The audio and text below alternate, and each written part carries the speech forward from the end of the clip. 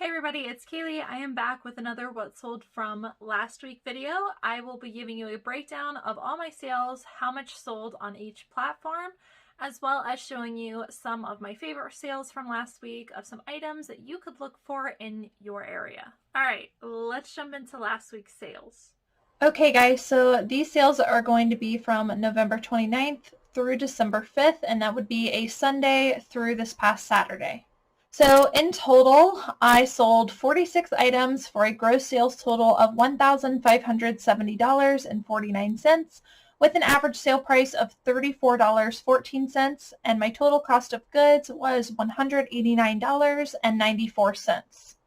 These sales numbers are a little bit lower than the previous couple of weeks, and I attribute that to the holidays and not listing as much as I normally do. So we all know the more you decrease activity on each platform, your sales are going to go right along with that. So this week I'm really trying to bounce back, list a lot of items, have a lot of activity. That way I can bump up my sales again. So a breakdown of the platforms, I sold on 3 platforms this week: eBay, Poshmark, and Depop, which is shown down here. On eBay, I sold 35 items. On Poshmark, I sold 10. And on Depop, I sold just 1 item. My gross sales on eBay were about $1,100. On Poshmark, it was about $350. And then on Depop, it was about $60. Speaking of sales, let's go ahead and jump into some highlighted sales. Okay guys, so this was probably my favorite sale this week. So I listed this, and within the same day it sold. I listed this for $79.99. I sent out offers to watchers for $71.99 and somebody accepted. Now when I went to pack this item, I realized there was a mark on it that I didn't notice when I had originally listed it. So I contacted the buyer and I offered to go ahead and cancel their order, or I could give them a $10 refund. They went with the refund. So all in all, I made roughly $61 plus shipping. So this is a vintage Disney bomber jacket. I took a chance on this one, but I'm glad that I did. Lots of really good multicolor embroidery patches throughout, had a lot of the Mickey branding, and then overall it being a vintage bomber jacket I think really helped to sell this item. I honestly am not a big fan of picking up Disney stuff, but when it comes to the very rare vintage stuff like this, I will definitely pick it up, especially when it's in a substantial piece like a bomber jacket. So keep your eyes out for vintage Disney stuff. Next is this Madewell women's flannel Sunday shirt. So I knew it was called the Sunday shirt because I looked up the style number on the inside tag. And this was overall a really quality piece, very thick, oversized flannel. Oversized is still extremely in. And of course, flannels are doing really, really well during this time of the year. For brands like Madewell and Free People, it's so super easy to look up the style number, and it can make a big difference in how much you sell your item for. So I made sure to put that in my title. I had this listed for $34.99, and it did sell at my full asking price. Next is another flannel. This is by Taylor Stitch. Now I don't come across this often, but I have found it a few times. It's pretty easy to spot, and it feels very, very high quality. I just noticed there was a mistake here. I should have a space in my title, but it's still sold. So this is very popular, has an extremely good sell-through rate. It's basically just a snap button flannel, but it is super high quality and people really seek after this brand. So I have this one listed for $59.99 and it did sell at my full asking price. Next is another item that I took a chance on. I picked this up mainly because it was completely all over print, which is really popular right now. So anything graphic all over, I would definitely do some comps on. To be honest, I tried to do comps on this. I could not find the specific piece, but I did basically just look up Andy Warhol graphic shirts and filtered by highest price to see what the most popular or more rare pieces were selling for. So I basically just had to make up my own price on this one. I listed it at $49.99 with free shipping, and it did sell at my full asking price. This is another piece I would definitely recommend picking up if you come across it. Also, if you are not already looking in the pajama section, definitely a place worth going to. You can find some really quality robes and sometimes nightgowns or vintage pieces that can bring you a lot of money. So this was a Ralph Lauren 1X nightgown. These plaid longer length nightgowns are really popular during this time of the year. This one also had a crest, which I think helped to sell it.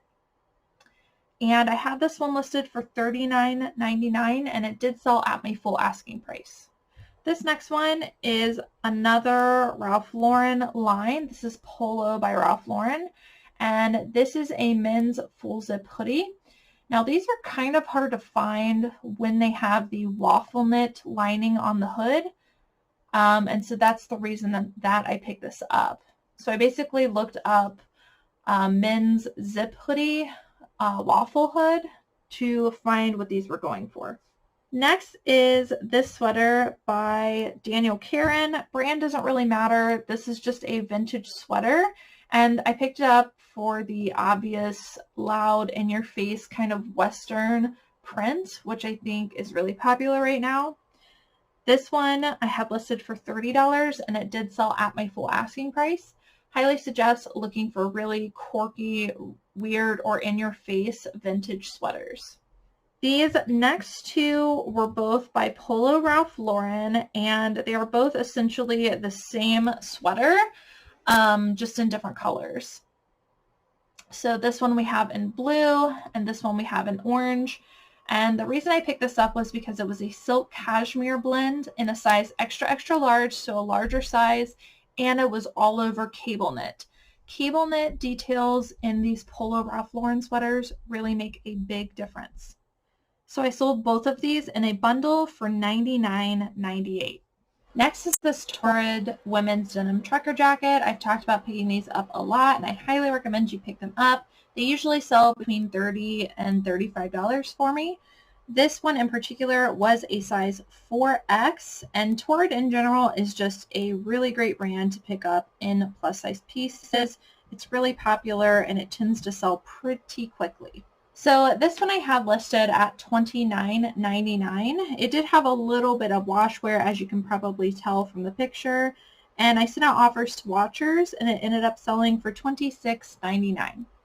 Next is this Bowden women's Fair Isle cardigan. This was a 3/4 sleeve length cardigan, but the reason I picked up was because the brand is good when paired with higher quality materials like wool, and then in particular this Nordic Fair Isle pattern does add value.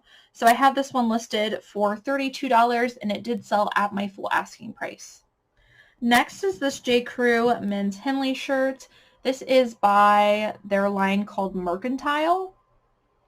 That line can sometimes do pretty well. In particular, though, in J. Crew, I find that the men's Henley shirts, Henley meaning this 3-button detail right here, do very well even if they're not in the Mercantile line. So I went ahead and picked this up. This sold very quickly at my full asking price of $24.99. So keep your eye out for J. Crew men's Henley shirts. And next is this Adriana Goldschmied men's The Graduate Tailored Leg, which I knew the style name because it's right here on the inside. And these are a taupe colored pant. Now, Adriana Goldschmied in both men's and women's does retail for a significant amount of money. However, the resale value is not always there, nor is the sell-through rate always there in this brand. In particular, the men's pants and jeans do very, very good, and they have a higher sell-through rate than the women's. But of course, you always want to make sure to look up the exact style name. So these ones I always pick up if they are in good condition. They are called The Graduate, and I have these ones listed for $34.99, and they did sell at my full asking price. Next is this pair of men's vintage windbreaker pants, and in particular, Nike men's vintage windbreaker pants do really well. The windbreaker part, the way you can tell that is they're usually made of nylon and they feel like a windbreaker jacket. I always look for obvious branding. which in this case was down at the ankle. So what I did, because I couldn't really see it in the main picture here, was I made a collage so that they could see exactly where that Nike logo was. And then this also had zips at the ankle, which I find in vintage pants can sometimes add value. So these ones sold very, very quickly. I had them listed at $29.99 and they did sell at my full asking price. Moving on to some Poshmark sales. Recently in one of the Facebook groups I'm in, one of the reselling Facebook groups, somebody posted a picture of Coogee jeans and asked if they were worth picking up. And a bunch of people came on this Facebook group and said, no, not worth it. Now, I have not had the same experience.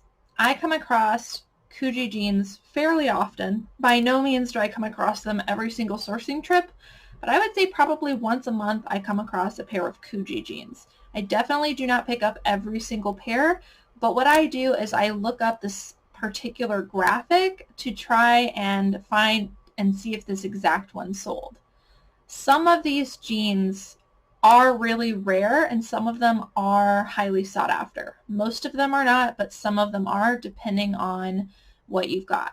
So what I would suggest doing if you come across these is to go to the Coogee men's jeans solds and then filter by highest price and then see which ones are the more rare sought after ones. But I can flip these pretty easily, so I'm awfully surprised that a bunch of people in this Facebook group went on and told this person that all Coogee men's jeans are worthless, because that's absolutely not true. I have sold quite a few of these for good money, but again, it really depends on the graphic. So in this case, this was one that I was able to find had sold, and it had this, I guess it's kind of like a streetwear hip-hop kind of embroidery. Also a good size in a size 40-34.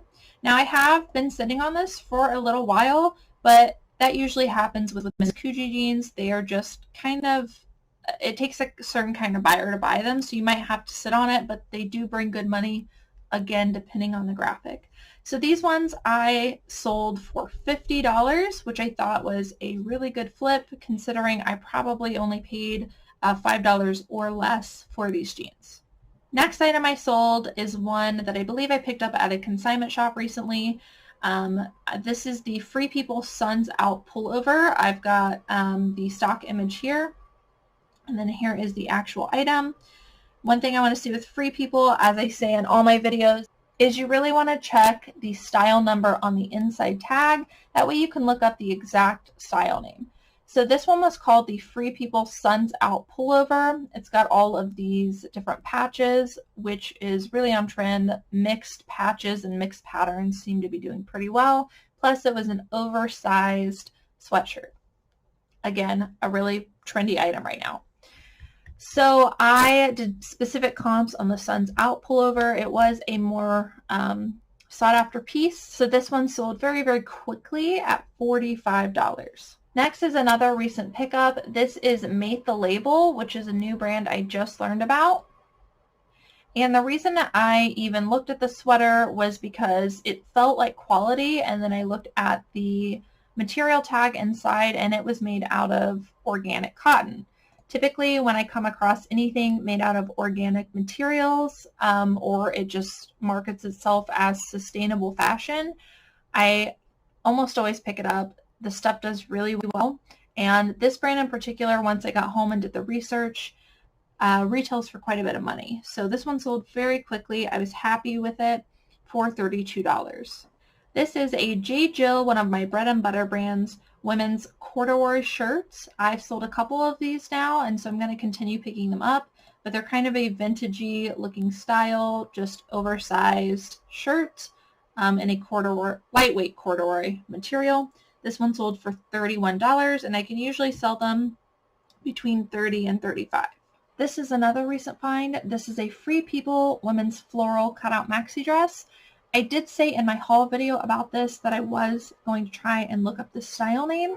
However, the tag on the inside, part of it was not there, so I could not look up the style name for this. So I just went off of similar comps I definitely did not find this exact dress, but I found similar ones and priced accordingly. I did think this was a more rare find because, like I said, I couldn't find anything like it. So I did price it pretty high, and maybe I still even price it too low because, like I said, it sold very quickly. So this one sold at $70. I'd highly recommend looking for Free People maxi dresses. This next one is a cutout booty by the brand KBD Kelsey Dagger. I did not know anything about this brand, but when I looked it up, some of her shoes were doing pretty well. And the main reason I even looked at these was because they felt like very high quality leather. So I took a bit of a chance on these. They did end up selling for $36. And I think I would probably pick this brand up again if it was in another leather piece. This is something I took a chance on. This is a no-name brand. It's called City Streets, but it's a vintage kind of like grandpa cardigan sweater, oversized Western prints. I picked this up, I believe, last year when the Western craze was going on. I could also market this as kind of a Nordic pattern. It was kind of flexible in that nature where I felt it could go either way. So I made sure to put both into my listing. I still pick up items like these. I still take chances on items like these. So keep your eye out for vintagey, cool printed cardigans or sweaters. This one ended up selling for $39. And last item was that one item that sold on Depop. So I wanted to show you guys this because I think it's all about how you market the item and where you put the item to be sold. So I was expecting this item to sell on either Depop or on Grailed, which is heavily known for their rare, unique men's vintage pieces. So this jacket was a leather jacket by the brand Adventure Bound, which is a line off of Wilson's. Definitely do not pick up everything you come across in this brand. This is a one-time pickup for me. Most of it is worthless, but I picked this up because it had a lot of distressing on the leather, not distressing like holes, but distressing like color fade. And I thought it gave it a really cool effect. And apparently somebody else did too because they bought it from me. So one thing to note here was this was a bomber style, which I think bomber is probably the most sought after style in leather jackets. It was a size large, and I marketed it as a grungy, distressed look. And I think it didn't make it over here, but I believe in my eBay listing, I even put hobo chic into the listing to try and market this as something desirable and not something super distressed. If you want to check my recent keywords video, we talk about the style hobo chic in that video. This is definitely a hobo chic item. And like I said, I just thought marketing it on Depop or on Grailed would really help with the sell and somebody would want to buy it. So this did sell faster than I was expecting it to. I just recently got this listed and it sold pretty quickly on Depop. So this one sold for my full asking price of $49.99 plus the buyer did pay shipping. So I think altogether they spent about $60 something, including shipping.